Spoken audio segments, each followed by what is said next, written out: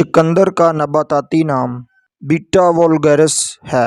ये छोटे घड़े की शक्ल की जड़ नेपिफॉर्म रूट होती है। इस तरह की जड़ का ऊपरी हिस्सा बहुत ज्यादा मोटा और नीचे का एकदम पतला डोर जैसा होता है, जैसे उसकी शक्ल एक मटके जैसी नजर आती है। चुकंदर लाल सुर्ख होता है और उसकी काश्त तमाम इलाकों में की जाती है। 100 ग्राम चुकंदर में 8.8 ग्राम कार्बोहाइड्रेट्स बहुत ही लो मिकदार में होते हैं, इसलिए इसे मोटापे और शुगर वाले मरीज दोनों ही इस्तेमाल कर सकते हैं। चुकंदर में फाइबर की मिकदार बहुत ज़्यादा होती है, इसलिए ये हमारे निज़ाम हाजमा को बेहतर बनाता है, पेट में कब्ज़, गैस और दर्द को दूर करता है। चुकंदर में पोटाशियम होने की वजह से चुकंदर हमारे दिल की सेहत की हिफाजत करता है, निज़ाम दौरानी खून को बेहतर बनाता है, ब्लड प्रेशर को मेंटेन रखता है। हाई ब्लड प्रेशर वाले मरीज चुकंदर का इस्तेमाल करें और लो ब्लड प्रेशर वाले मरीज भी उसका इस्तेमाल कर सकते हैं। उस पर हल्का सा नमक लगा लें और उसका जूस बनाकर उसमें भी नमक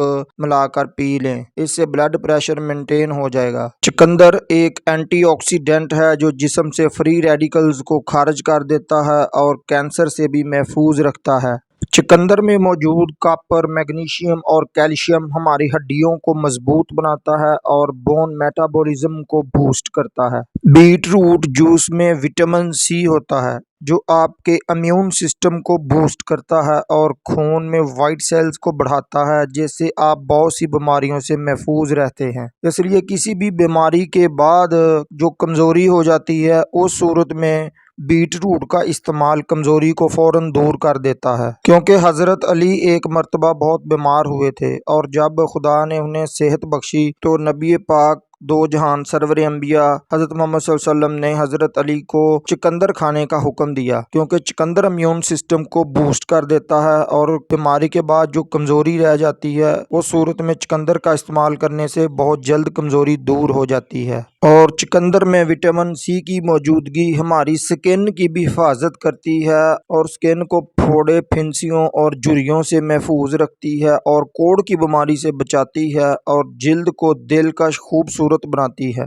चुकंदर आयरन से भरपूर होते हैं, जिसकी वजह से खून के रेड ब्लड सेल्स बढ़ जाते हैं और खून की कमी दूर हो जाती है। Beetroot juice anti inflammatory खसूसियात बेटालेंस पर मुश्तमिल होता है, जिसकी वजह से जोड़ों की सोजिश को और यूरिक एसिड को खारिज कर देता है और फासद मादों को कूड़े करकट की तरह जिस्म से बाहर निकाल देता है। चुकंदर के इस्तेमाल से दूध पिलाने वाली माओं के पस्तानों में दूध बढ़ जाता है। चुकंदर दिमाग को तंदुरुस्त बनाता है। चुकंदर में calcium, vitamin C, vitamin B हमारे जिगर की सेहत को बरकरार रखते हैं। इसमें लो कैलोरी और पानी ज्यादा होता है। इसका मुतवातर इस्तेमाल कब्ज़, गैस को खारिज करता है और मोटापे से बचाता है। रोजाना बीट रूट का इस्तेमाल काम करने की सलाहियत को और स्टेमिना को बढ़ा देता है। चुकंदर टेस्टोस्टेरोन और सेक्सुअल हार्मोन्स को बढ़ाता है और स्पर्म पैदा करता है। चुकंदर में मौजूद विटामिन ए हमारी नज़र और आंखों की बिनाई और आंखों के तमाम मसाइल की हिफाजत करता है और आंखों के तमाम मसाइल को दूर कर देता है। जिन लोगों को पेशाब रोक रोक कर और तकलीफ के साथ और कम आता हो तो चुकंदर का जूस पिएं। चुकंदर का जूस पीने से पेशाब खोलकर आने लगेगा और गुर्दों के अमराज भी ठीक हो जाएंगे। चंद रोज तक दिन में 4 बार 1 औंस तकरीबन 30 ग्राम चुकंदर का रस पीने से मसाने में मौजूद पत्थरी टूट कर निकल जाती है। चुकंदर के इस्तेमाल से बलगम निकल जाती है और फेफड़े साफ हो जाते हैं। चंद हफ्ते तक बाकायदा चुकंदर खाते रहने से बवासीर के मस्से जड़ जाते हैं। चुकंदर के पत्तों को पानी में उबाल कर इस पानी से सर धोने से